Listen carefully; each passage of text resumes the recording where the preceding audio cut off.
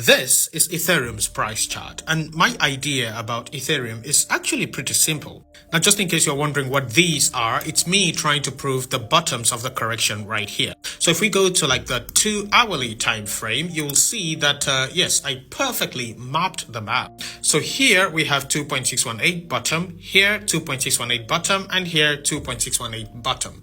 If you can't prove that, you can't suggest where it's going to go. So since we can't prove the bottoms right here, which is 1, 2, 3, meaning 3 drops, and which is also part of our strategy, we want to see 3 drops in most dumps, yeah? Always 3 drops and always 3 rallies. So since we can prove those, we can say with a high degree of certainty that this bottom right here was the ultimate bottom of the overall correction. Meaning that actually the trend should be changing soon and this thing goes back to the upside. Now, zoomed back out to the daily time frame, because this was a 2-hourly time frame, we can see that this thing has had 2 moves to the upside. So the first move right here and the second move right here, each move having a correction. So after the first move here, we have a correction, and after the second move here, correction, and we should be waiting for the third move. Now, for us to confirm that third move, we'll have to see a weekly candle close above this resistance zone, which is 4,378.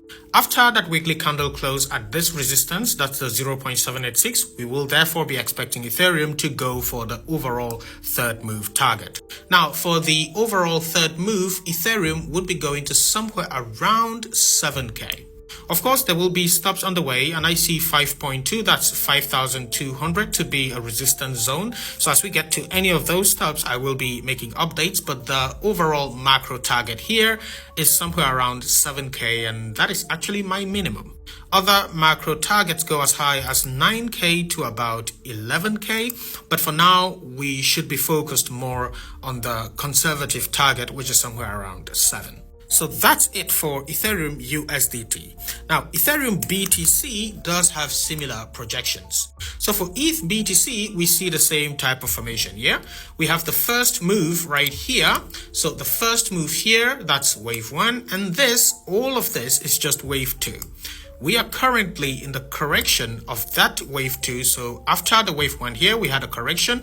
We are currently in the correction of that wave 2, and we're expecting the wave 3. I'm of the idea that this wave 3 could go as high as the 786 right here, and that would mark the complete retracement from the 1.618 here. So essentially, from current price on ETH BTC, we are expecting about a 62% move to the upside.